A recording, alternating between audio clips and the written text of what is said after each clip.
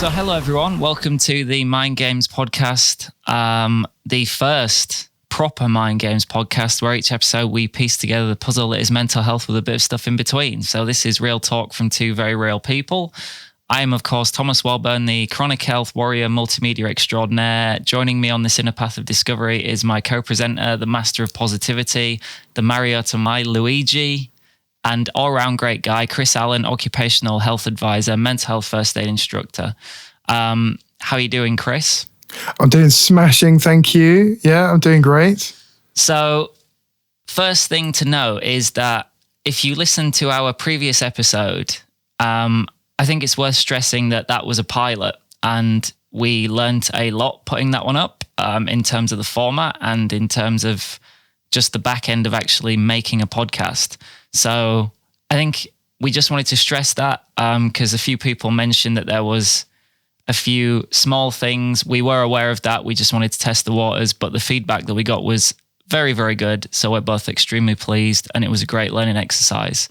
So this is our first proper episode. We're going with a full format now, and we have 3 sections, starting with a discussion, moving into a Q&A, and then going to potentially the most interesting part, depending on which way you look at it, which is kind of where Chris takes over and we do an in-clinic session, which we'll get to later. But I think it's worth starting this one, since it's the first proper one, with a bit of introduction from ourselves and kind of how we got into this.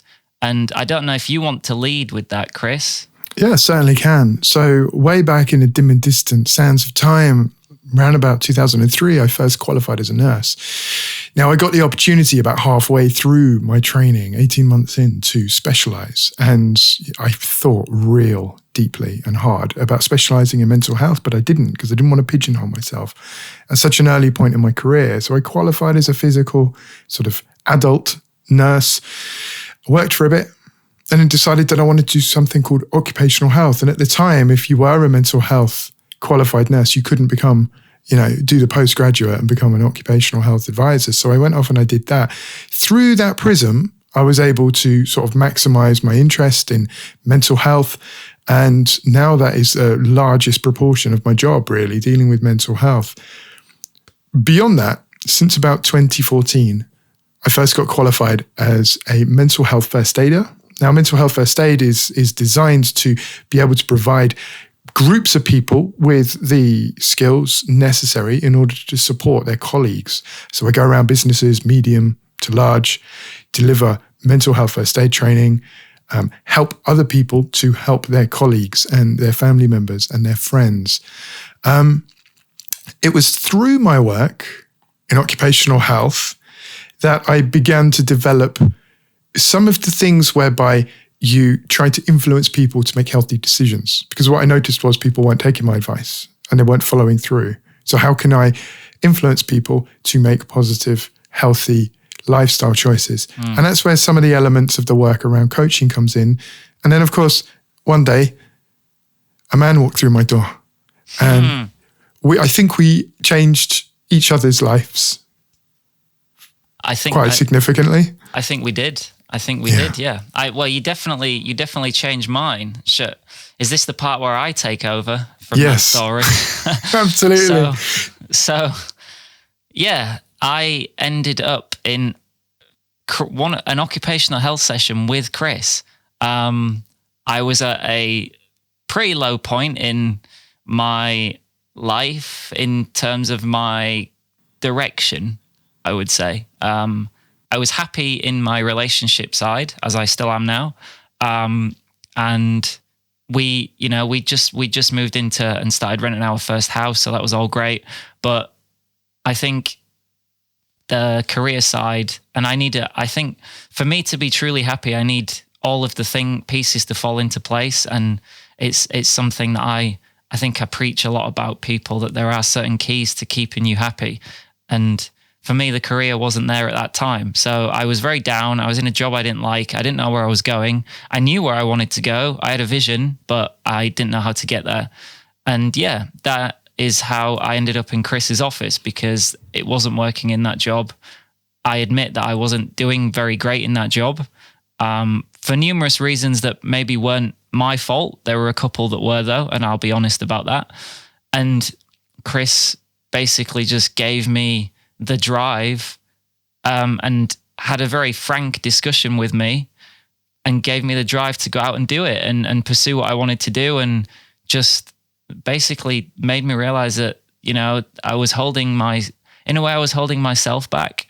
And it wasn't even my fault. It was just, I was kind of set in my ways of thinking that this is how it was going to be. And I just needed someone to tell me and give me that kick who wasn't from my close circle, because they were all telling me the same. But sometimes you need someone outside of that, professional, to give you that extra kick.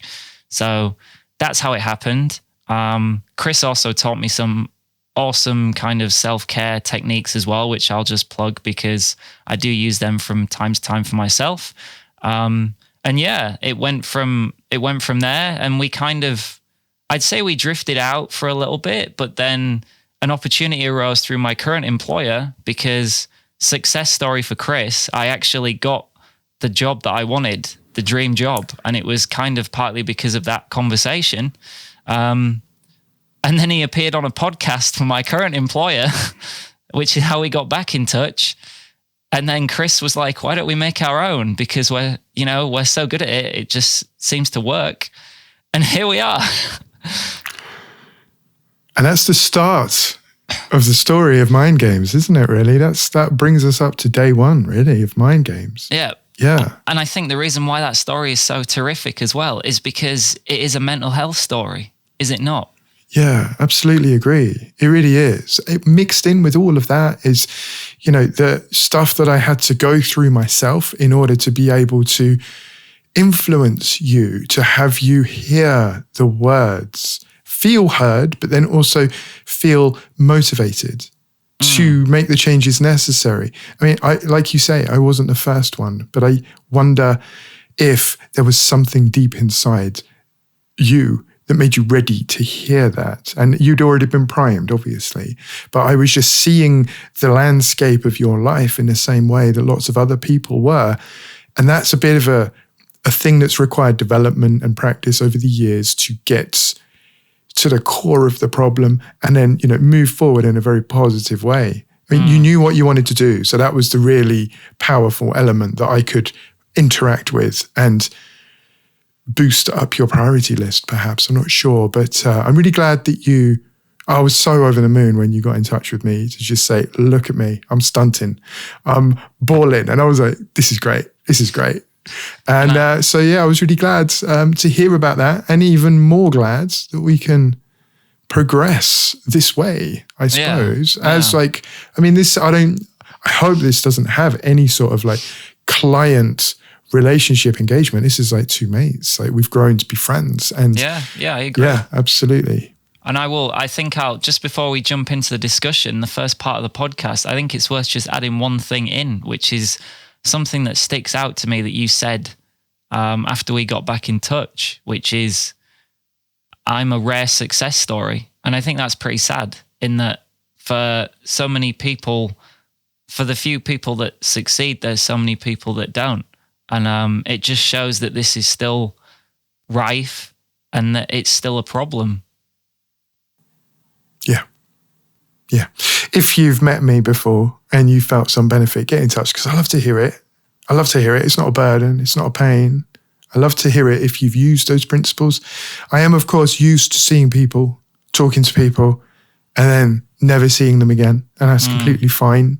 My engagement with them has been, you know, on a professional level through the prism of my work. And that's fine. But I love to hear when people have leveled themselves up like you did. And I must say, I was coming towards a point in life at that time when I was developing a lot of these sort of, why is no one listening? You know, I keep seeing people for the same issues over and over again. So I had to, you know, do some stuff that's not in the occupational health or nursing textbooks, go off and, you know, motivational interviewing, examine closely what coaching is. I don't have any qualifications in any of these things, but I went off to find out what the principles were of influencing for positive behavior change. That's what really... Passion. Passion is so important in anything. So yeah. And if you can harness that passion in another person, to influence them to make those good, healthy choices, then you're really sort of flying, I think, when it comes to my job and helping therapeutically the other person. And I will say as well, it's not just in mental health, it's in everything. So we'll probably get onto it later, but I had a call with my pain clinic specialist recently who also said the same thing as you, that I'm a very rare success story.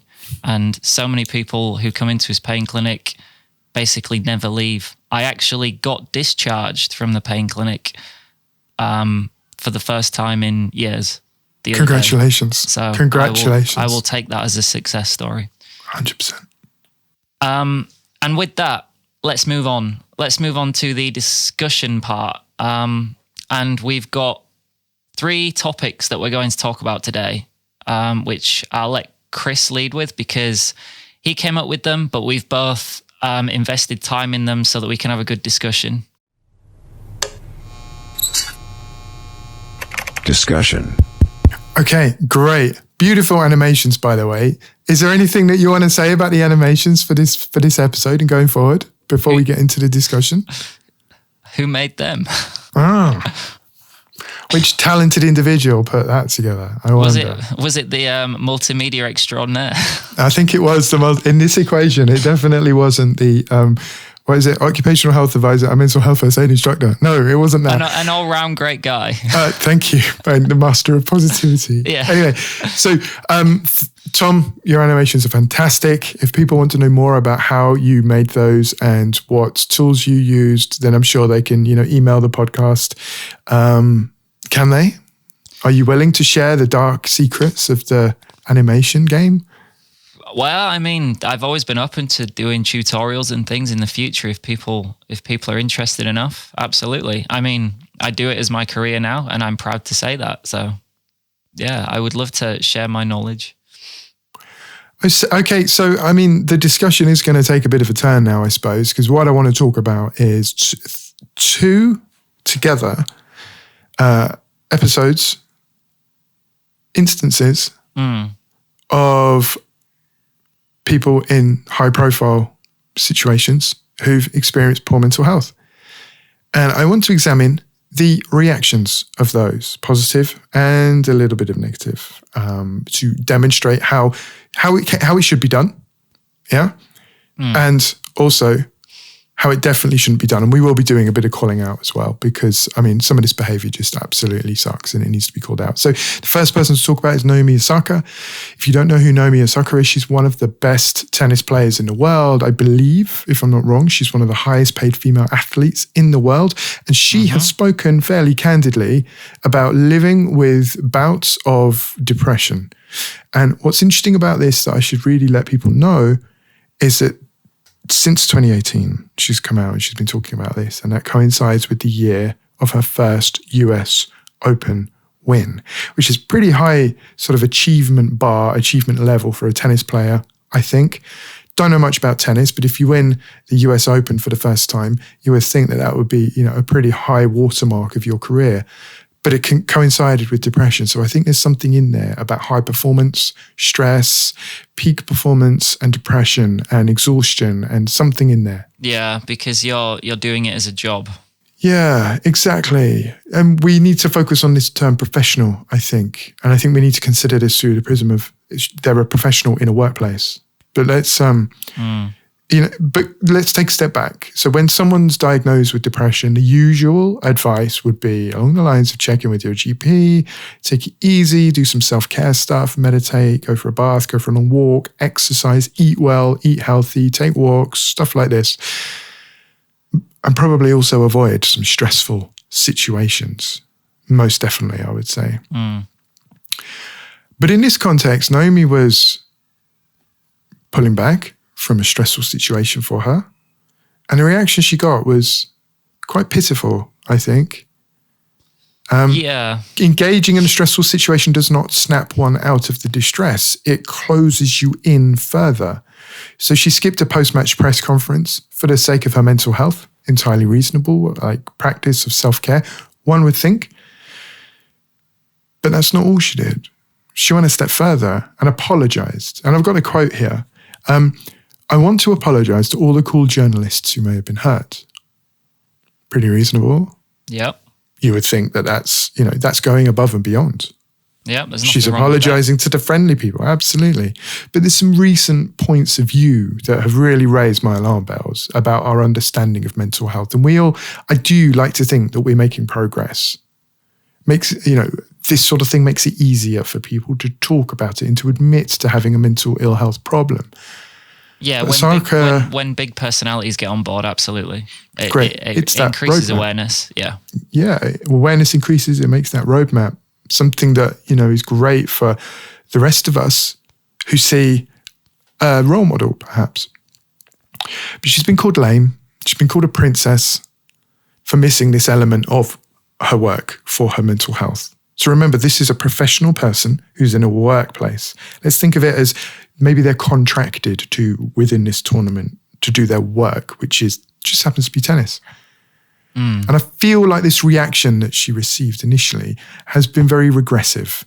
And it kind of begins to undo, for me, some of the really good stuff that's been happening in the sphere of mental health, because the message it sends is the concept of taking self-care and taking time out of work for your mental health is conditional on it not interrupting work that your boss says or your boss may wish that you get done. Yeah. I don't know. I've been there, so I understand. But I think... Am I way off? What do you think, Tom? No, I've like I say, I've been there, so I understand. I think what you're saying is spot on. I also think that she withdrew from the tournament, didn't she? Eventually, yeah. Ultimately, she withdrew from the tournament, and I believe she's withdrawn from another future tournament. And what I want to ask is, did she withdraw herself, or was it kind of a forced move? I wonder. That's a good question. I mean, if you've got a star contractor working on your project, and then there's another project waiting for that star contractor to come on, because let's think about it through the prism of work, because professional. I can't see the workplace terminating that expected contract when this, star player is about to come over. So I would hazard a guess that she's withdrawn herself because of the backlash. Now, we talk about backlash, but of course, Naomi's from Japan, and the Japanese people have been really supportive. I understand social media has been really supportive of her. I also understand that her sponsors have been tremendously supportive. She is not being penalized for this. I think you also have to think of Japanese culture and upbringing and how different it is to the West.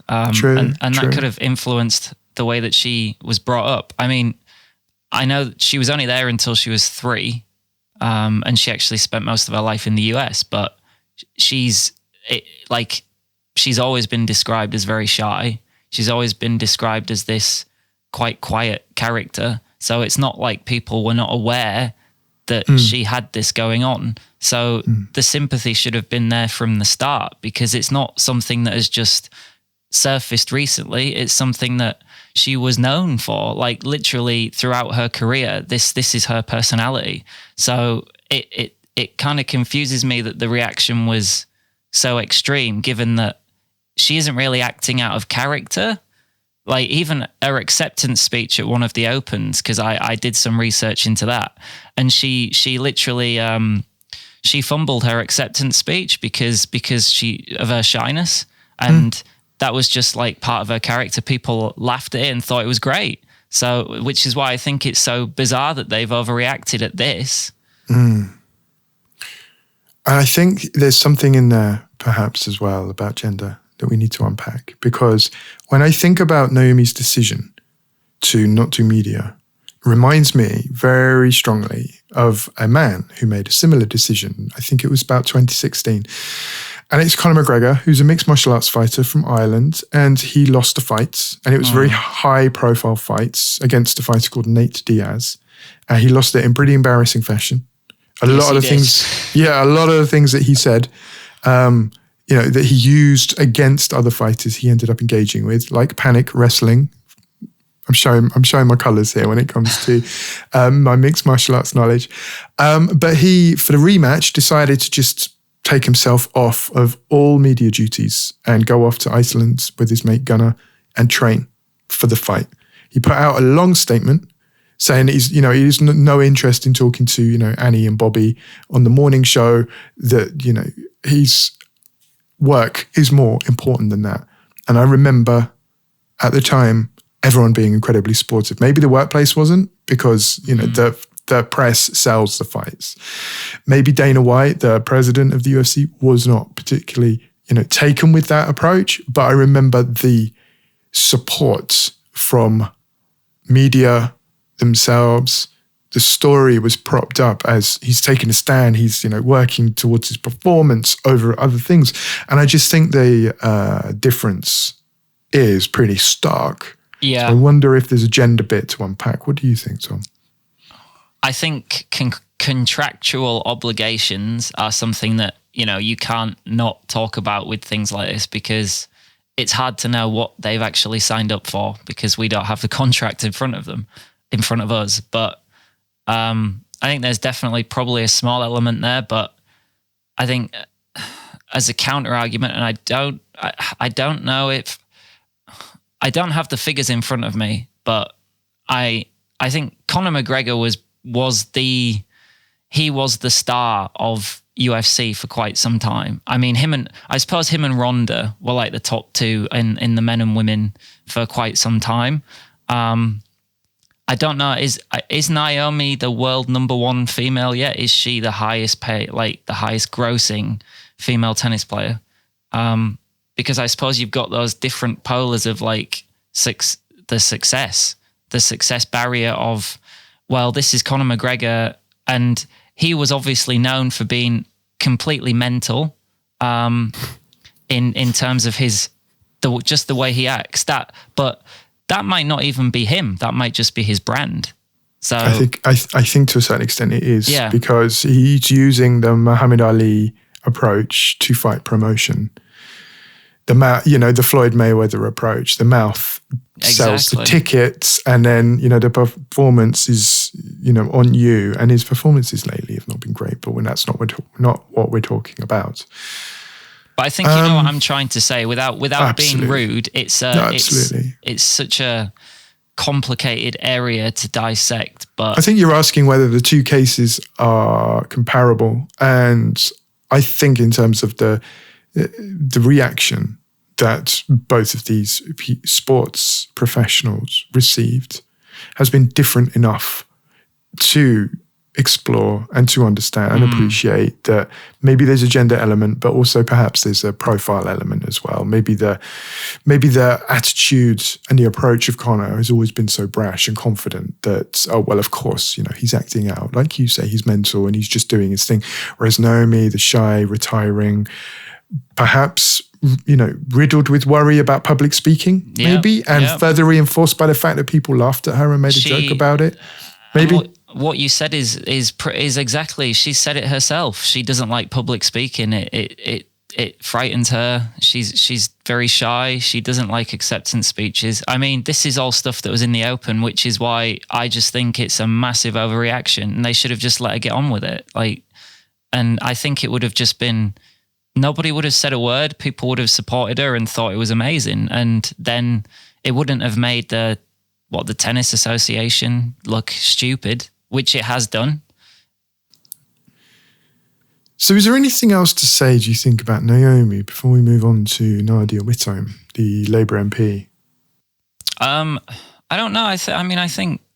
I feel like I've covered what I wanted to say, which is that I just think it's a gross overreaction, and it was already out there in the open, so they should have just treated it as exactly that. Yeah. Okay, well, for those of you who haven't been following the story, Naomi Whittome is a Labour MP for, I think it's Nottingham East. And it's been fairly well put out there that she's been battling some health issues. And that's all she needed to say. That's it. Mm-hmm. But perhaps in relation to some pressure, or perhaps in relation to some, questioning, it has come out that she lives with post-traumatic stress disorder. Now, PTSD for short. So, she's taken some time off with PTSD on the orders of her doctor, clinical professional, So let's just take a step back, I guess. So post-traumatic stress disorder, it's at its core, it's an anxiety issue. It's caused by a very stressful, frightening, or distressing event. The reliving of the traumatic event through nightmares or flashbacks can take place, and people might experience, they might want to pull back. They might have some isolation. Irritability is common, sense of guilt as well. Sleeping issues come along with it, insomnia and concentration problems. So not particularly conducive to work, is it, really? If you're experiencing all of these symptoms, these challenges, probably worth taking a bit of time out. Yeah, you'll definitely underperform in your job if you're fighting all of that at the same time. So we can accept, can we not, that these sort of symptoms are very likely to have a severe and persistent effect enough to have an impact on one's work and your activities of daily living, your day-to-day life. And I got some quotes about this as well from... Something, just before you jump in, I was really interested in trying to work out what she... if she'd made public what she'd gone off work with, and she hasn't made it public. It's just persistent health issues is what she said. But then it kind of dawned on me that she doesn't really need to say what she's gone off with, does she? No. Because it's not our right to know anyway. No, it's not our right. Neither is it the boss's right to know specifically what it is. The boss's right is to know the functional impact. Yep. But anyway, that's getting a bit technical. So Keir Starmer came out and has said, I respect Nadia's bravery, great start, in speaking openly about her mental health, and I look forward to welcoming her back to Parliament. Fantastic statement. Supportive, with a future point of view of hope, recovery. It's infused with hope and support. I love it. Angela Rayner, love, solidarity, and strength. Yeah. How can you fault that? What is it? Shadow Chancellor there. Yeah. So let's look at it through the prism, perhaps, of this lady, Nadia, in a workplace. The CEO or the leader, Keir Starmer's come out, supportive. The second in command, perhaps, you could say, the manager, something like that. Someone else high profile has come out and said, supportive in nature as well. And then we've got Jeremy Corbyn, who I know is no longer part of it, but I thought, part of Labour, but I thought that his statement was very worthy of inclusion here because of how good it is. By being honest about looking after her mental health, she helps all those who are struggling. Great. We're now holding her up as a role model, as someone who can pave the way for other people like her. So that's fantastic. That's what I love to see. I love to see managers, leaders being supportive and making these kind of statements. Because when people prioritize work over their own well-being for fear of judgment, it can be hugely damaging.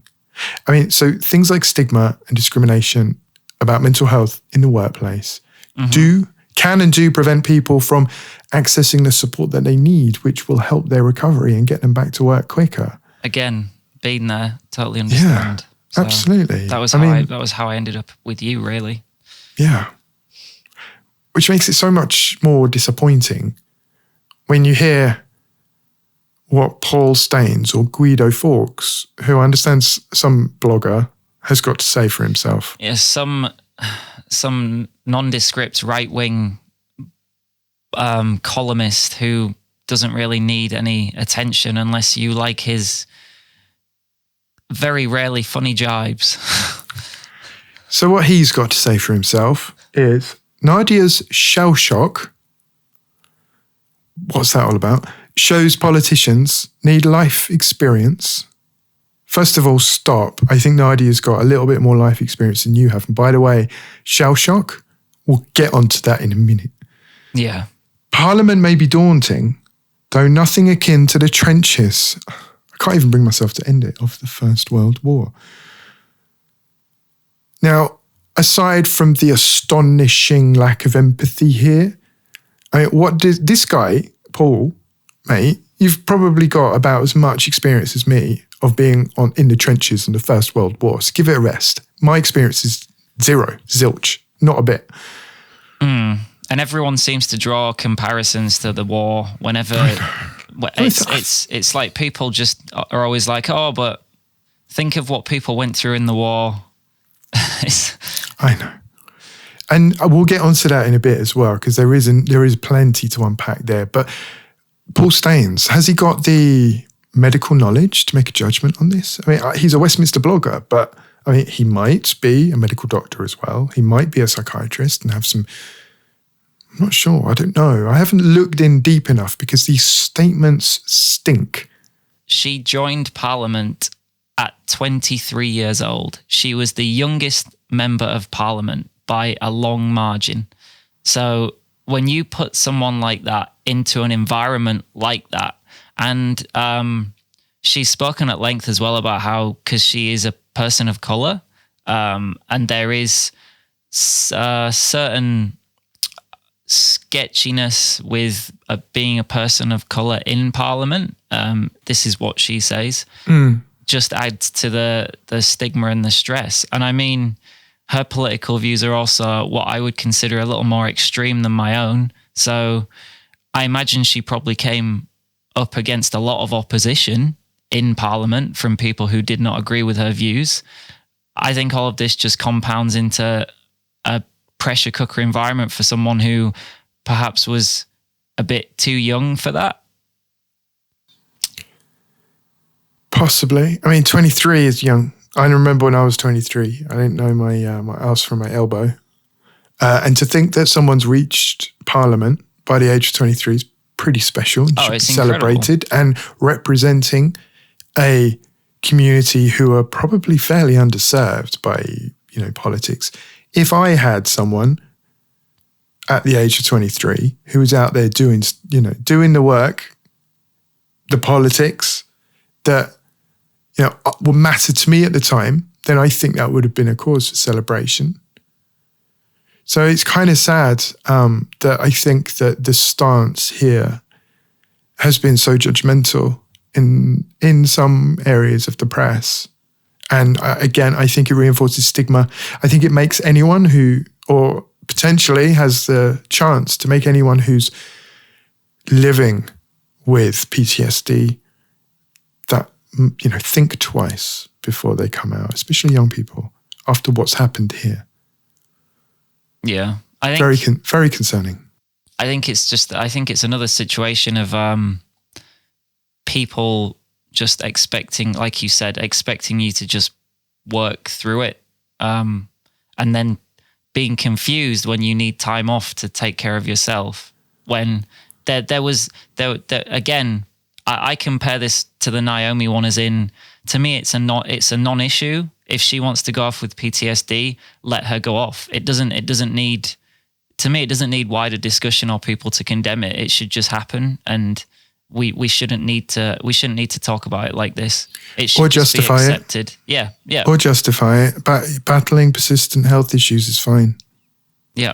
PTSD, by the way, is chronic in nature. It's long term by its definition, clinical definition.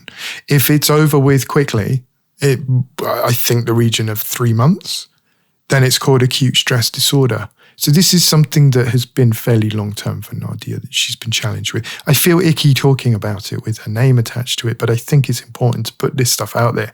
It's not just a duvet day. It absolutely isn't. But you must be able to see my point of view as well, that when you stick, she was a very strong Corbyn supporter, which obviously you've got the Labour Party as it is now under Keir Starmer, who are trying to stamp that out. They're trying to kind of go more towards the centre. You've got the Conservatives who just did not like Corbyn at all because he was more to the left than they liked anyway. She was a massive supporter of Corbyn, and she's 23 years old, and she's going into Parliament, and she's got these very strong views. She's got her own party against her. She's got the opposing party against her.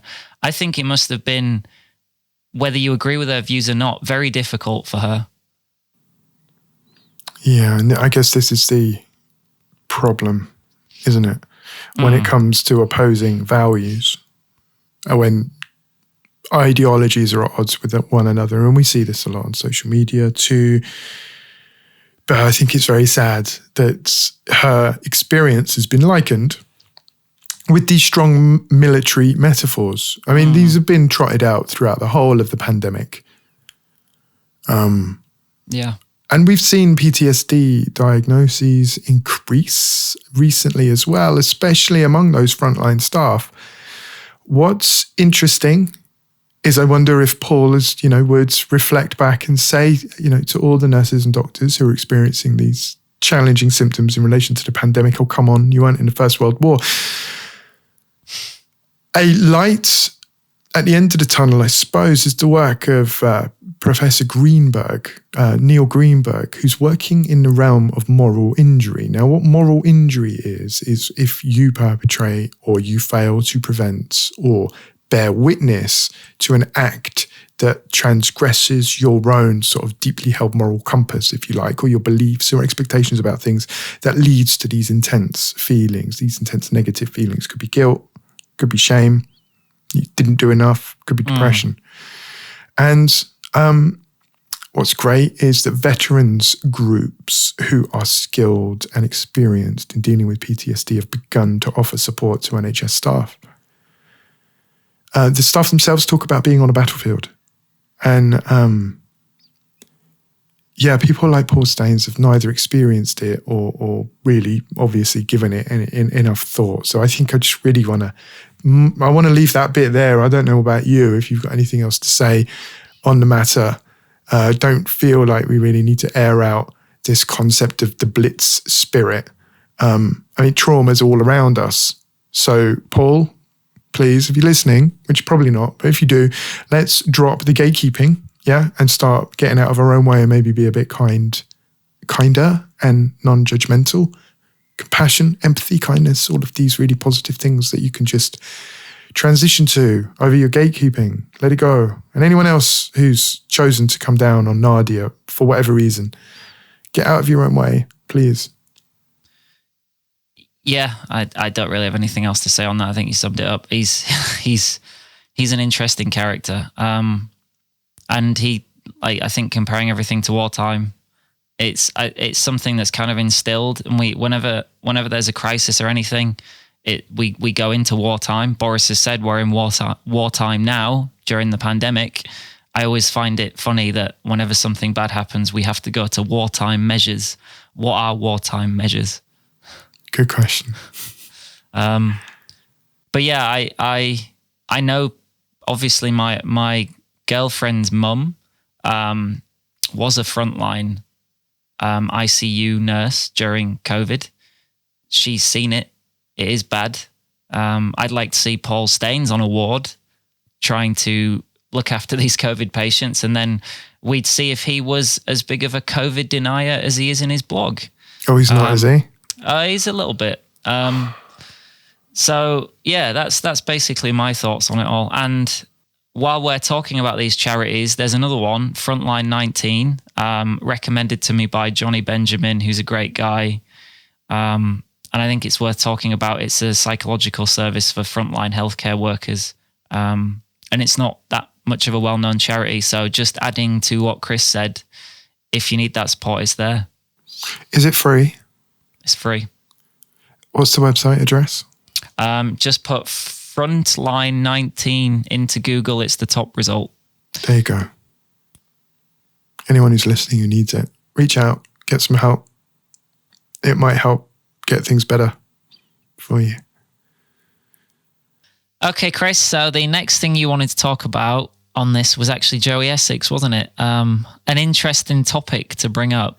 Yeah, I think it is an interesting topic. And I think that he's got a profile. Some people consider him a role model, or did at the very least.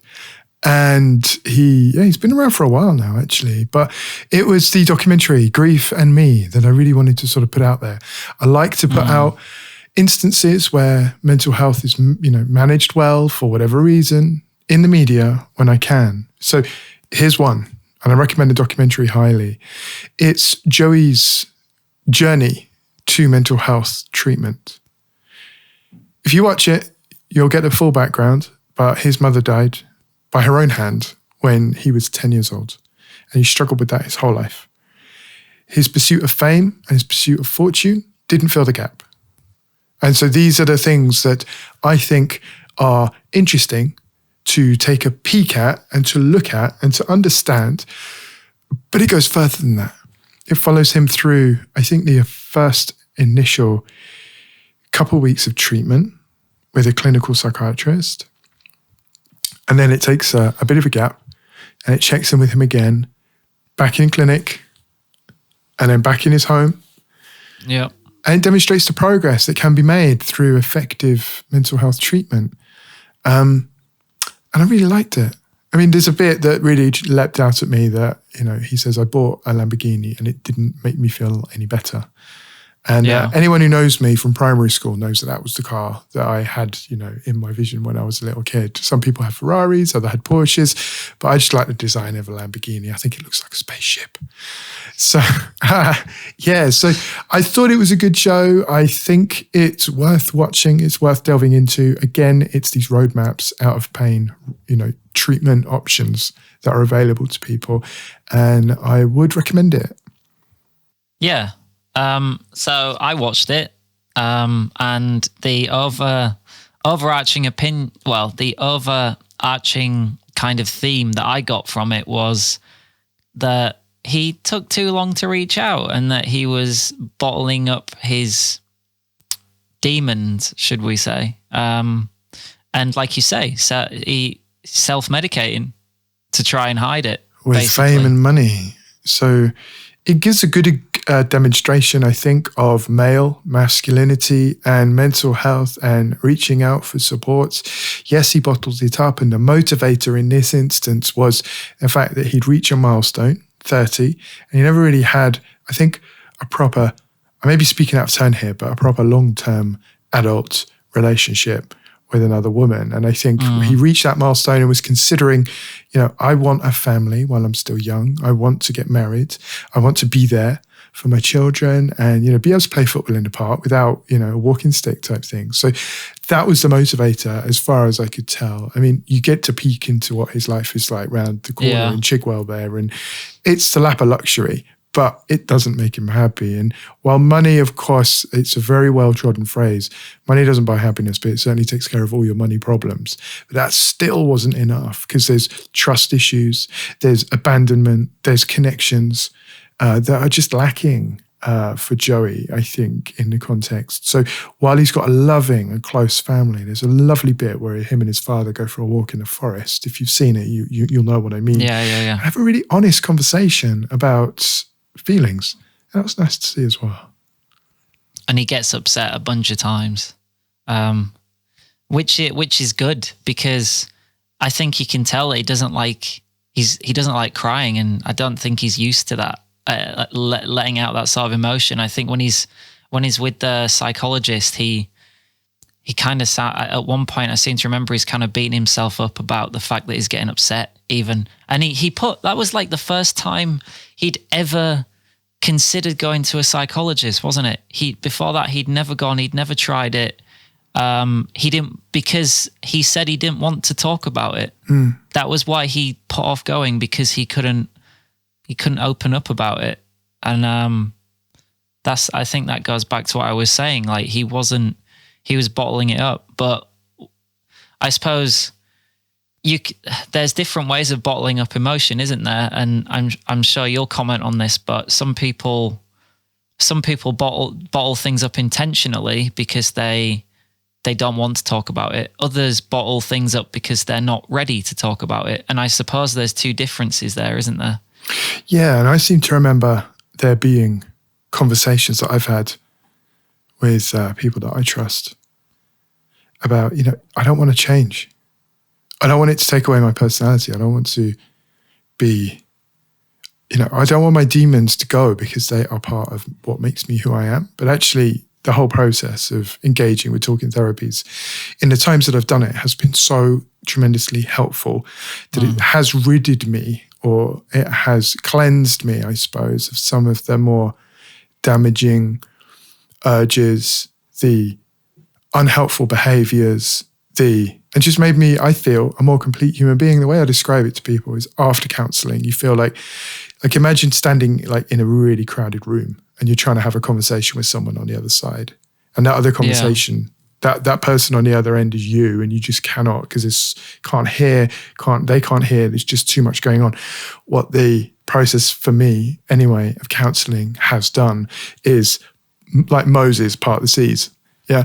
And I'm now able to like get to the other side, and I can like have a clear conversation with myself about what my needs are, what my goals are, what my motivations are, and what I don't want in life, and all of these sort of things. So I hope that if anyone out there checks in with the Joey Essex documentary, Joey Essex, My Grief and Me, or Grief and Me, along those lines, I think it's really good. I mean, clearly Joey is on another planet because he was affected so young. He's on planet, my mum killed herself. But do you know what? It doesn't have to be lonely. There are other people on planet, my mum killed herself, all right? And there's lots of people that he'll be able to connect with, share experiences with, if he so chooses. Support groups can be really helpful. So just know, whatever you're going through, you're not alone. There are other people on the same planet as you. You might not be on this planet with us, but we're all in some way on our own planet, and our own experiences make up who we are. And I don't think he feels as perhaps troubled by it. I think it's to do with like some of what we were talking about when it comes to acceptance, recognizing it and working with it rather than denying it, bottling it up and pressing it down, because it always comes up. It always bubbles up to the surface. Yeah, and I think one thing that I got from it as well was it just kind of, it enforced to me that he's misunderstood, because before watching that, as I'm sure many people did, had a completely different opinion of Joey Essex. I kind of viewed him as this kind of Essex boy who wasn't the smartest, but there was nothing wrong with him. Like he was probably a perfectly nice guy, but I never had like any particular opinion of him. But I think after watching that, you can see where a lot of his tendencies come from. You can see why he's the way he is, and it makes sense, and you understand it now, and you see him in a different light. And yeah, I did feel sorry for him by the end of it, and I hope it made other people who watched it maybe change their views of him if they just kind of viewed him as, a typical Essex boy and someone who just dresses himself up nice and isn't particularly intelligent. But then if you look at his past, and it kind of might explain why he's really into, making himself pretty and things like that. He hasn't had a mother figure in his life, right? So is he just filling that void? Yeah, you remind me, because you're not the only one, you remind me of an episode of either Nevermind the Buzzcocks or Have I Got News for You that featured Joey Essex. And everyone was incredibly snooty, and he kind of smiled through it all. You're not the only one, but what I think we need to remember is at that time he was probably incredibly vulnerable. I hope he didn't take away pain from that as well. But, he's put himself out there to be a celebrity, and he's been wildly successful, but it never filled the hole. Yeah, and the hole that like you say, the hole is the connection. That's what he wants. He's never been able to hold down a relationship because he won't let people get close to him, and that probably goes back to like you say, his mum and abandonment issues and all of this sort of things, right? Yep. This person that loved me took themselves away. So what's going to stop anyone else that says they love me from taking themselves away? I better shut down that side of me for self-preservation. That's what I was left with when he was describing the issues that he goes through, especially when it comes to relationships. Seems like a very respectful young man, someone who would be, an incredibly good husband, father, all of those things. He seems like such a credit to his family. Do you think, because it's something I wanted to ask, do you think you talk about shutting down, do you think he knowingly shut himself down, or do you think he involuntarily shut down?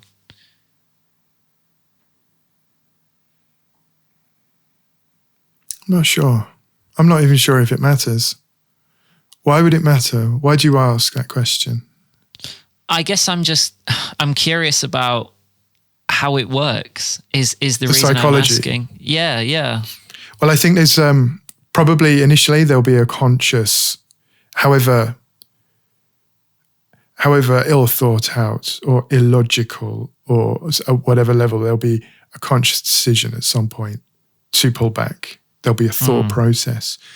What follows that will be the behavior side of things. Like we were talking about with cognitive behavioral therapy, there's the trigger, and then there's the belief, and then there's the behavior or the consequence of it. That's what I think. That's interesting. Yeah. There's the path of least resistance. It's like how does a trickle become a waterfall? Right, the water flows in the path of least resistance, and I think it's the same with behavioral elements. So, yeah, I think there's probably that conscious decision to pull back at some point, but then over time, that decision becomes subconscious and replaced by behavior. Yeah, it almost becomes normal because you're so used to it by that point. But you can teach it back out of people through therapy. Yes, absolutely. That's what CBT's for. And thank you for everyone who told me that the episode on CBT was quite enlightening for them, or the element of the last episode on CBT was quite enlightening for them and helpful for them to contextualize it and understand it. And yeah, if you need it, go get it. Yeah. And I think that's a great place to end this discussion part of the podcast on a pretty pivotal statement of money doesn't buy happiness. Would you agree? Absolutely. Yeah. It takes care of all your money problems and you can, go buy a jet ski. That's my goal anyway. Yeah. Well, there are studies, and I can't remember what study it was off the top of my head, but they say that to a certain income bracket, there is a measurable increase in happiness. Once you get to that certain point of income and you go beyond it, it's a discernible, very small increase in happiness, which basically says being able to have enough money to be comfortable makes you happy. Once you go above that, it's just surplus to requirements. It's just accumulation of more, isn't it? Yeah, I think I know what you're talking about. And I think the label they gave it was something sort of like 200 million, beyond 200 million. Like everyone seems to be on the same playing field when it comes to that level. I don't know if I'm anywhere near what you were describing. I don't know. Well, maybe 200 million sounds high. Achievable though, in a lifetime, no? Yeah, well, I mean, I think what is it? Once you get to like 60, I think you're in maybe the top 5%. Oh, okay. Like that's how insane it is. It is, yeah. Money wise. So I guess that's a good place to leave this section, is it not? And yeah, I agree. We jump into the next one, which is the Q&A section. Q&A. So we're back with the Q&A section, and obviously because it's only the technically first episode, we don't have that many questions, but we're running with the format anyway because it's good practice. But Chris does have one question that someone who listened did send in, and this is not made up, this is genuine. 100%. Yeah, one of my friends who watched the episode left me a comment and asked to find out a bit more about Tom's condition and what he lives with, the chronic health warrior, what he's battling against, what he's contending with. So tell us a little bit about what's going on with you, Tom, and what has been going on with you over the past sort of however long since it all started.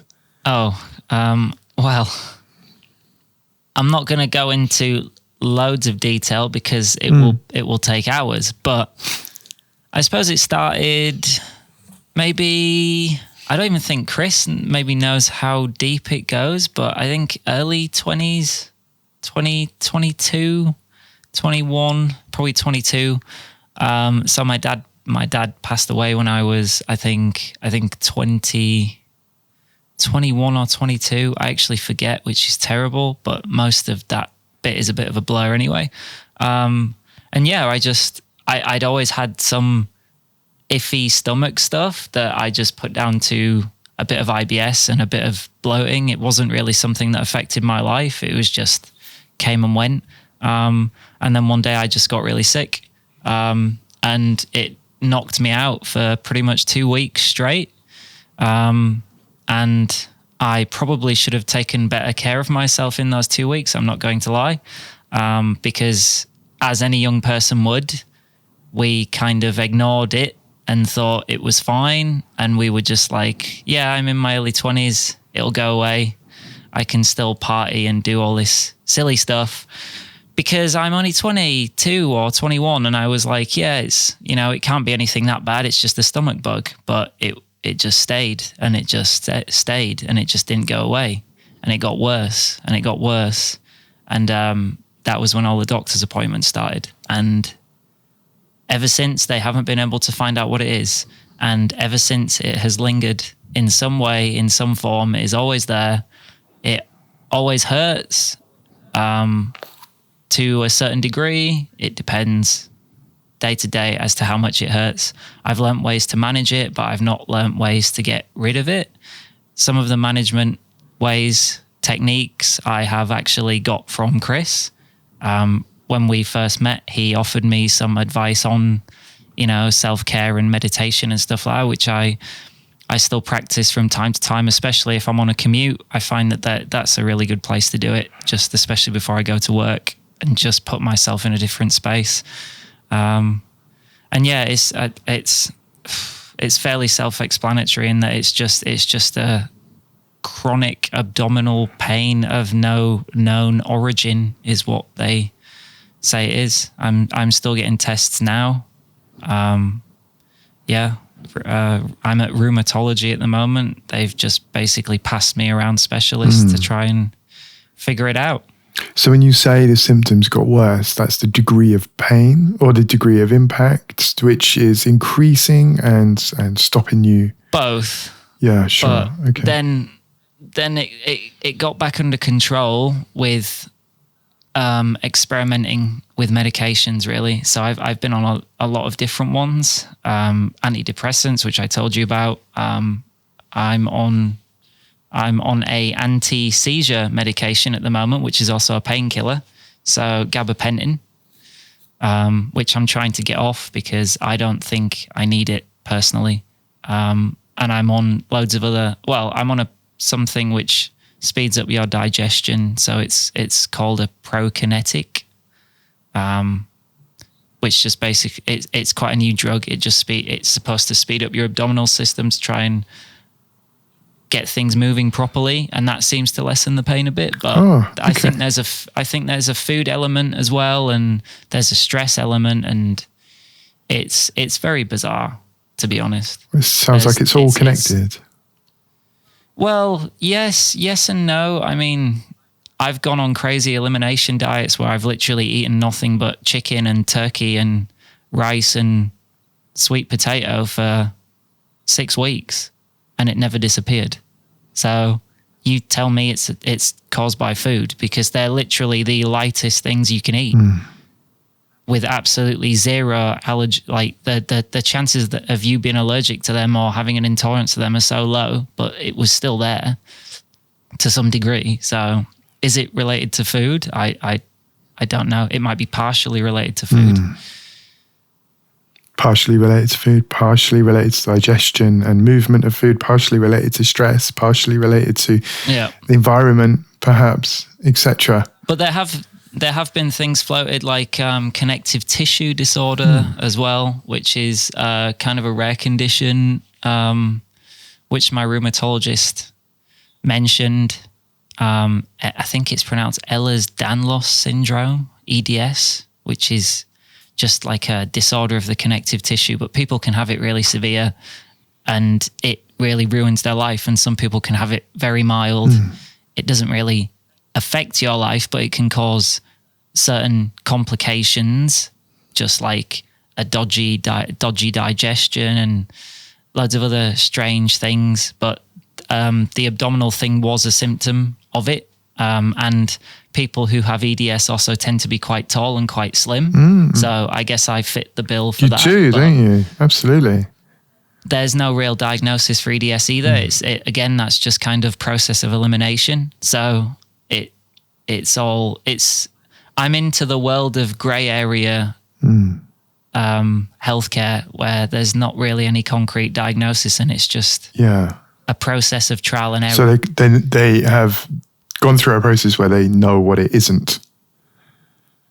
Yeah.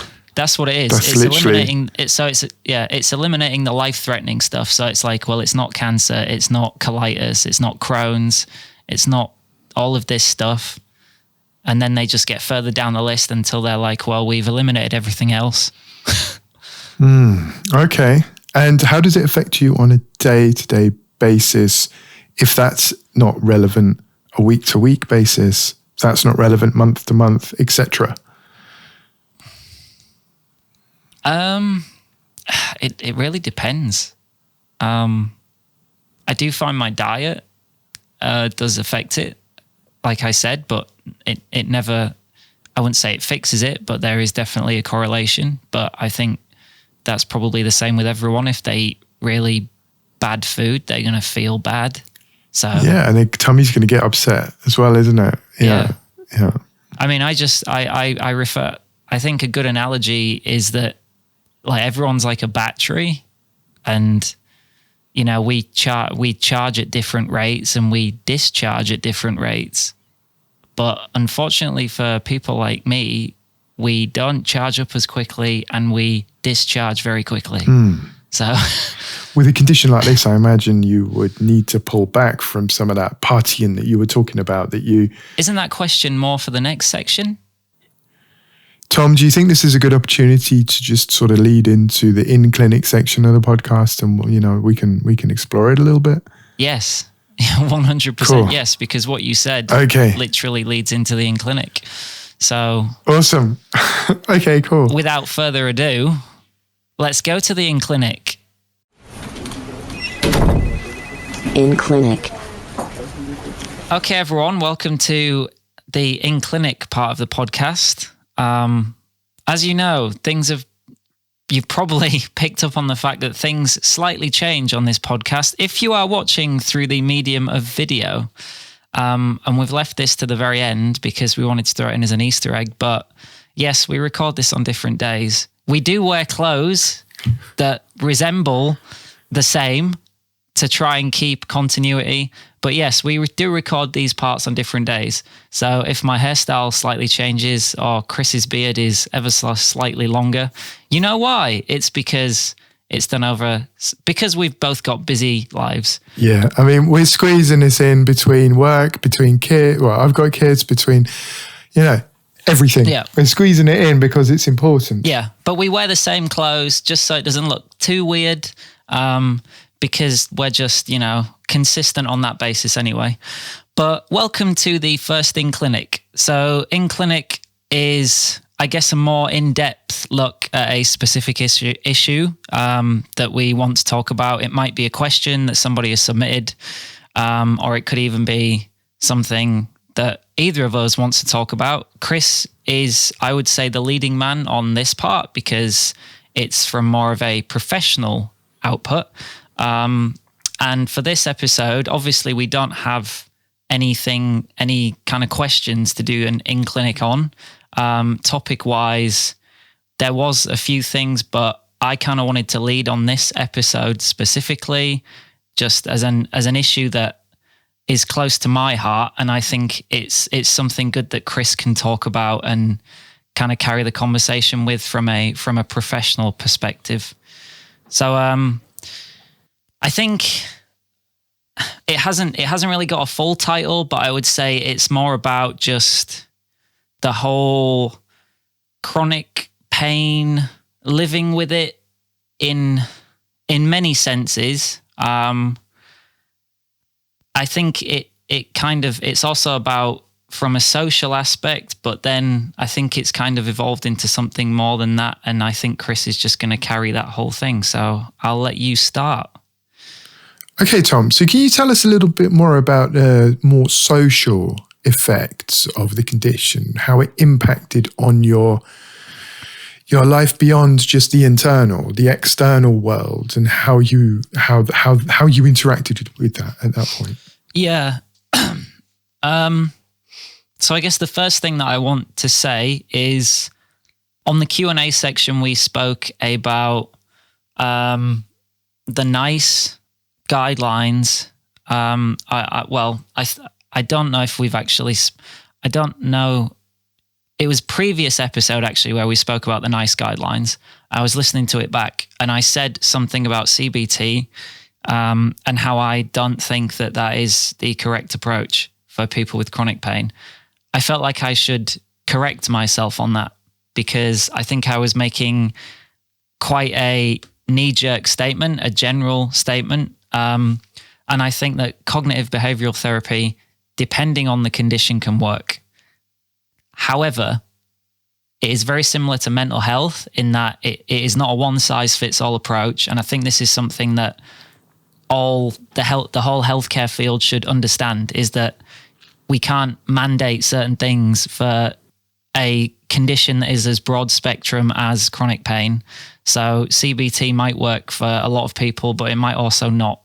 So I just wanted to correct that. I don't necessarily think that what NICE are pushing with the CBT is wrong, because it obviously there's plenty of guidance and studies that show that it works, but I don't like one-size-fits-all approaches to anything, and I think it should be at the discretion of the specialist or whoever is in charge of your condition as to whether they think that is the best form of therapy and treatment. So just getting that out of the way to start with. In terms of socially, how has it affected me?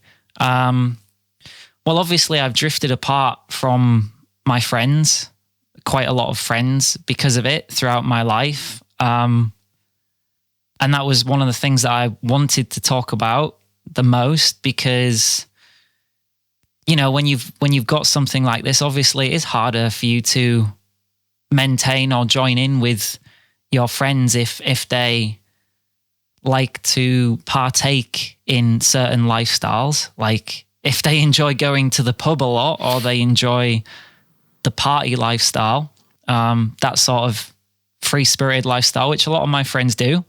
If you've got a condition which is exasperated by what you eat and what you do in other, you know, enjoyment factors, or even just like just partying in general, or just going to a festival, exerting yourself. And I mean, this was my attitude in my early 20s. It's changed a lot now that I'm older. Then obviously it makes things like that difficult. And that's something that I've had to accept. There's nothing that you can do about that. So I've learned to accept it. And I think it's also important to accept that it's not their fault and you shouldn't blame them if they want to carry on enjoying their lives the way that they enjoy it because of what's wrong with you. And I wouldn't want them to stop doing what they enjoy doing for me just because of what's wrong with me, because I don't think that's fair on them, because from an individual perspective, they're completely free and entitled to enjoy their lives the way they want. Yeah, of course. I can tell that you're, you know, being very non-judgmental when you look at it with your retrospectoscope on, you know. What I would ask, I suppose, is that we can definitely tell from what you said there that there's been a bit of a distance that's been created between you and your friends, and maybe was it difficult to talk through some of these things with them when it eventually came time to, and were there some that, you know, you didn't get to have that conversation with? I am going to be completely honest and say that communication is something that I have always struggled with. And I think it's probably just, I think it's something that men struggle with in general. I don't think it's something that is just, you know, specific to me. And especially when you have a condition as complex as this, you know, there's no real way to, I mean, I didn't even know how to start it because I didn't even know if there was anything wrong with me myself. So I don't have a formal diagnosis. No one has really given me any sort of indications to what's wrong with me. So there is a lot of rain, so I apologize for that, but we are currently getting very torrential rain in Leytonstone, so that is not me tapping, that is just the thunderstorm outside. Yeah, absolutely. It is England after all. Our summers are punctuated with torrential rainfall. But I will carry on, and I will say, going back to the communication bit, yeah, I mean, how do you communicate something that you don't even fully understand yourself? And sure, absolutely. I'm only getting to that point now, after years of having this, where I'm starting to kind of not understand it, but accept it and see it more for what it is, which is this is just something that I'm probably never going to know what it is, and I've just got to live with it. And now that communication is becoming easier for me, I think, if that makes any sense.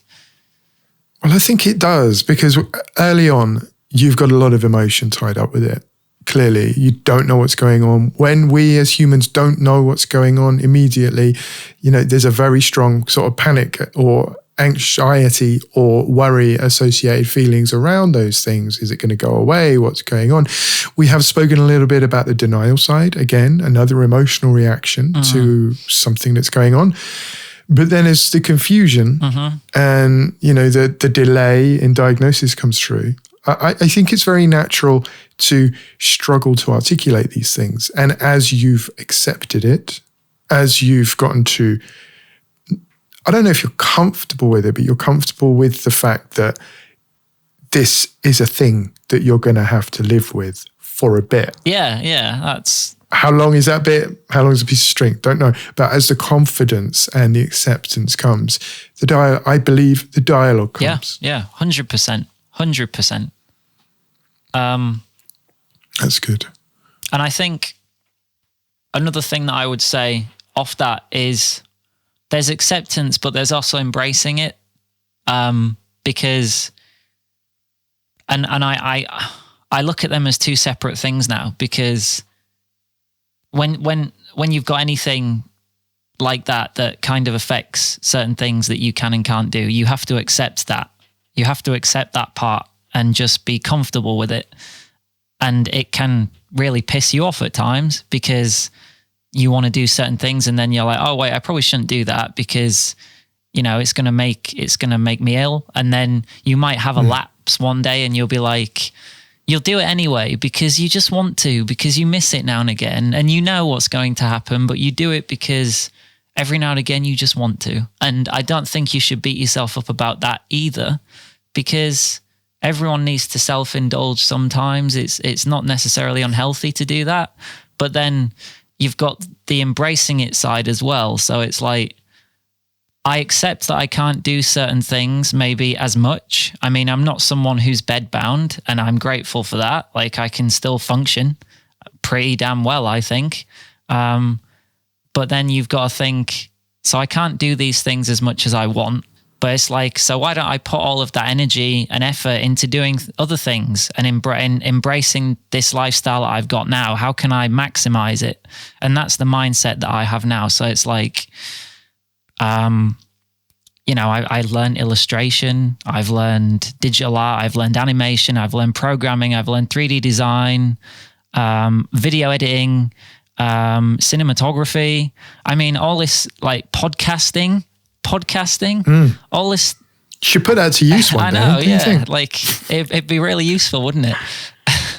And it's like, I have more of a glass half full attitude now than I did, because I sometimes find myself wondering, like, how would my life have gone if I didn't have this, right? And all of these skills that I've learned partially are because of this, because of me reevaluating things and putting my energy into stuff because of the stuff that I can't do as much of. So I wonder, if I didn't have this, what path would I have led? Would I have just been like my friends, just kind of, I'd have been in a job where I was kind of semi-comfortable.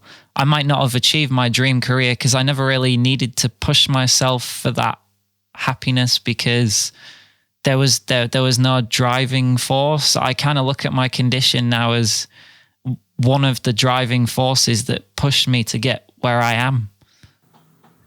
I think there's a few elements in there that are worth unpacking a little bit more. And I'll tell you what they are, and then we'll see, if you want to expand on any of those. But I think the first one that's worthy of recognition is the idea of just saying, okay, this is what's happening. Okay.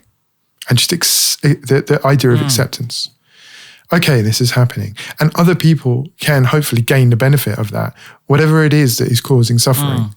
Just saying, okay, how can I turn this? And this is the second element, adversity to advantage. How can I flip this obstacle on its head? Ryan Holiday writes about this. Great book, The Obstacle is the Way. You had an obstacle. You found a way through it.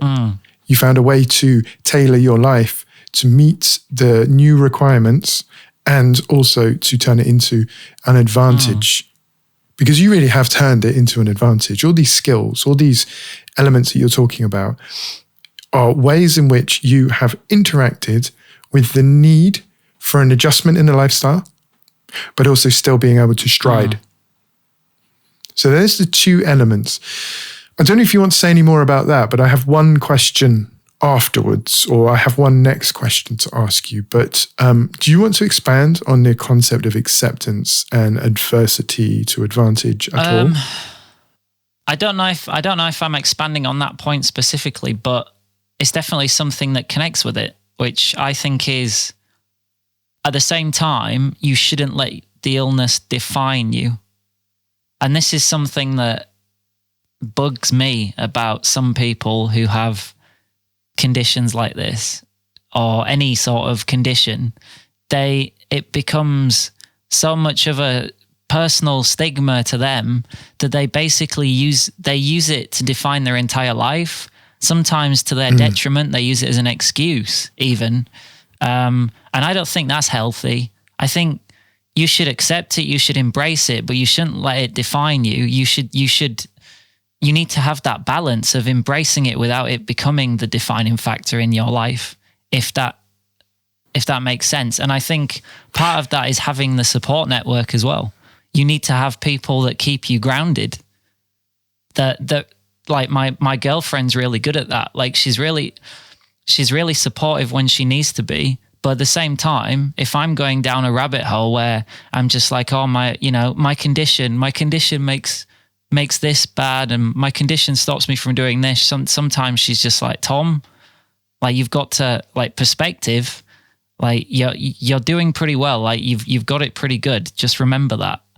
And like she snaps me back, and she's really good at that. And I really appreciate that. Good. So well done. I mean, that's fantastic. Absolutely. The thing I would say is there has been a conscious move within the medical field, I would say.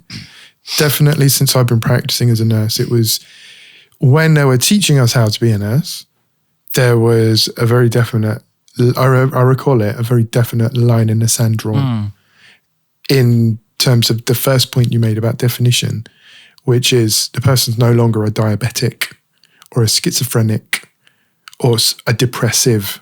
They're a person who lives with diabetes. They're a person who manages schizophrenia. They're a person that lives with depression. And so these defining labels, we move away from them. I think labels are good in one sense because we can label emotions, label feelings.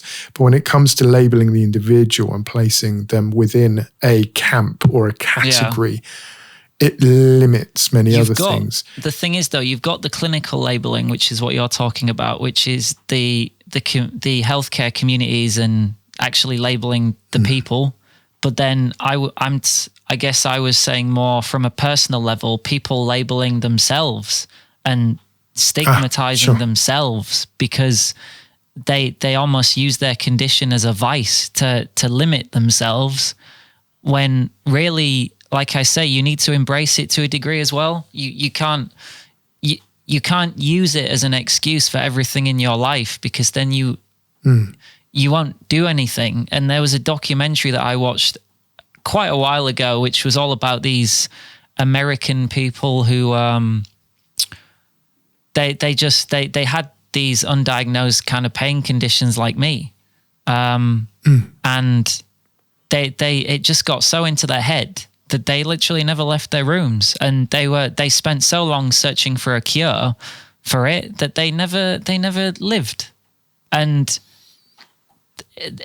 it's like it consumed them, and they never embraced it. They let the condition get the better of them. And I think that's what I'm talking about with it defining you.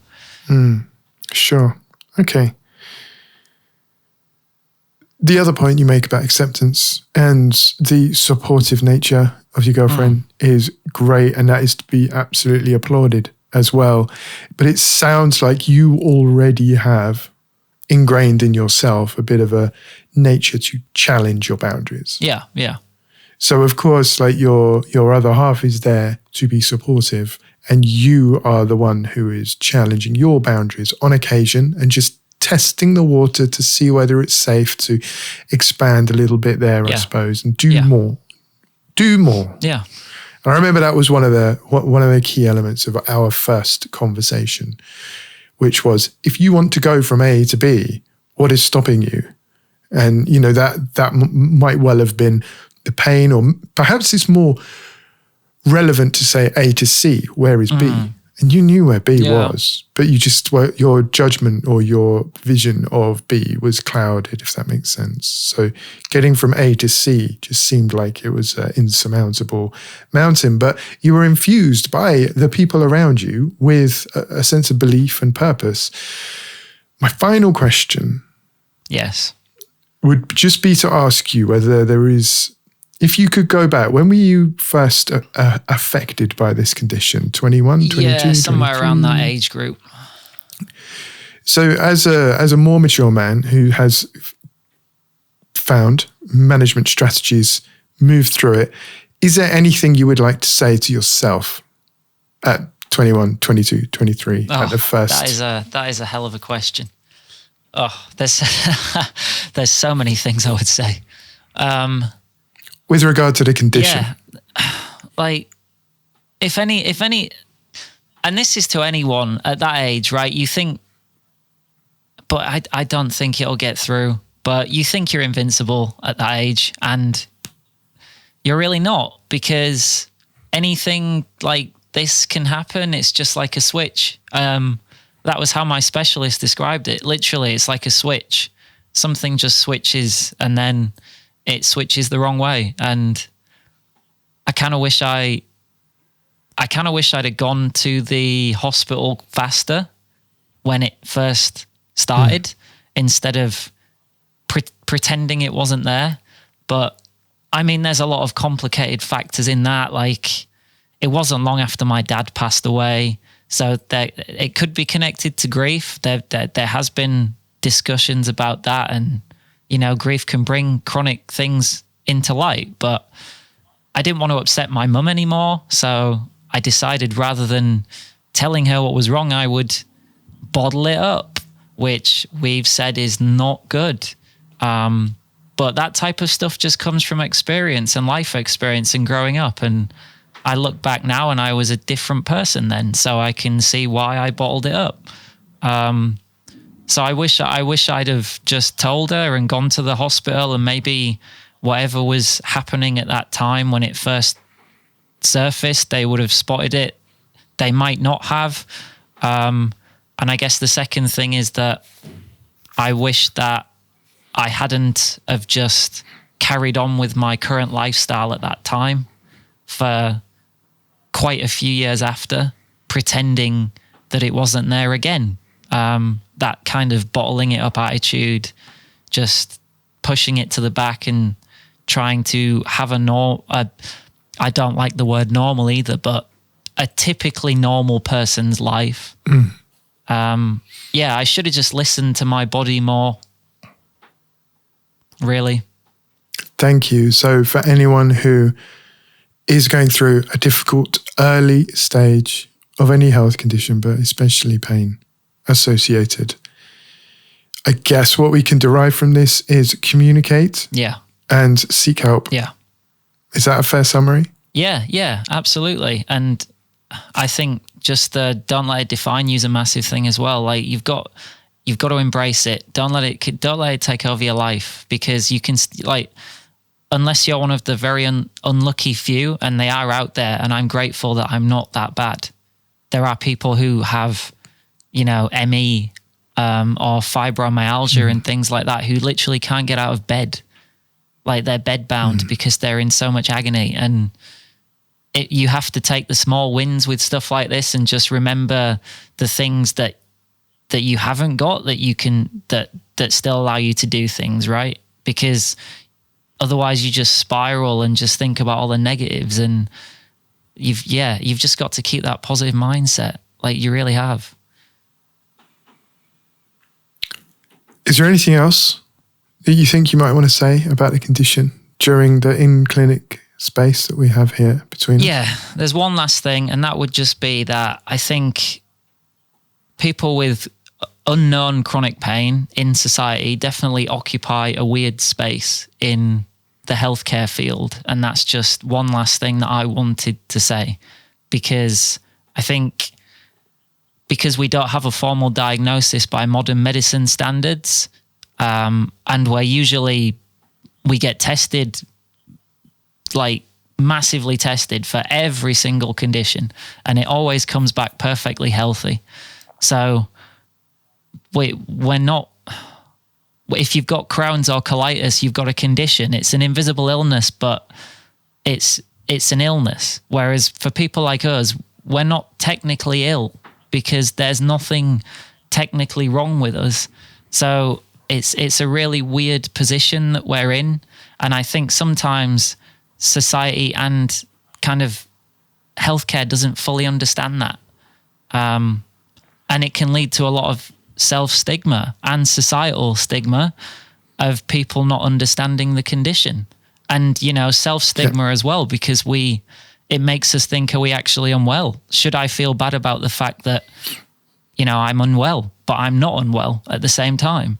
So it can be really confusing, because you do sometimes have the attitude in your head of, well, maybe I should just suck it up because I'm actually healthy. But then you're actually not. And it's really confusing. And I mean, I don't think there's any real fix for that, but it's just something that I've noticed. I think this is where a holistic practitioner can come into play. We met through work, so my approach is always, holistic and embrace functional capacity. What can you do? What can't you do? And in those grey areas, I think that's where someone in my position, from the medical point of view, can maybe help give people some sense of control where there is none. Some of the reasonable adjustments, they're legally terms, or adaptations to work can be helpful for people, I think. And that's the last thing I'll say about it. Ask for help. And remember, if you're in work, you've got an occupational health department, or hopefully access to an occupational health advisor. So hopefully someone in the workplace can help make work for you. Does that make sense? Yeah, absolutely. I mean, I essentially self-medicated when I was in my early 20s, because I was just trying to carry on the normal lifestyle and ignore what was actually happening. And I suppose that's a form of self-medication, really, when really I should have reached out. Well, that's where we, discuss the real damaging effects of things like drugs and alcohol, and the principle of self-medication. We have to be careful with those. And I think we've discussed that a little bit when it comes to the PTSD stuff and the way that people tend to self-medicate, and the treatment options that are available. Things like that. And you said it in the previous episode as well, just before we end this, about that person who over-exercised to the point where they ended up with, what was it, chronic fatigue syndrome? And I think it's a similar story in that people can they can overdo something. Well, they can do something, and it's a form of self-medication, and then they can actually do themselves more harm, Yeah, and I guess one more thing I wanted to say as well is that the FODMAP diet, which I'm trying at the moment, does seem to help. So just wanted to add that in. I am trying the FODMAP diet. What I'll say about that is never give up hope. Yeah. Cling on to hope. Yeah. I mean, you might get told that it's forever, but you should never stop. Yeah, you should never stop trying. You should be realistic. Be realistic, accept it, but also never give up. Yeah, I think that's a good outlook. So on that, I think we're going to conclude. It's been a very, very good episode, proper first episode of the Mind Games podcast. And we hope you will join us for many, many more, because we hope you enjoyed listening to this as much as we enjoyed making it, because we enjoy making them a lot, even if we have to record them over several days and it looks like we're constantly changing position and hairstyles. Changing appearances. Yeah. 1 minute I've got a stubble beard, the next I clean shaven. But I mean, we do this on the side just because we enjoy it. So we urge you to please like and or subscribe if you want to hear more, because we release these every fortnight on a Monday. And if you have any questions, you want to reach out, or you just need some advice, feel free to submit anything you have to our email address at askmindgamesuk@gmail.com. That is askmindgamesuk@gmail.com, with the subject heading Mind Games Question, because that makes it easier for us to find these questions. We endeavor to answer as many as possible. Obviously, if we get loads, we probably won't be able to answer them all, but we will always try. And that's it for this week. We'd once again like to thank you for listening. We'd like to thank Chris for being my awesome co-presenter, that great in clinic at the end. Follow us on social. We're on all the major social channels, and we will catch you on the next one. Thank you.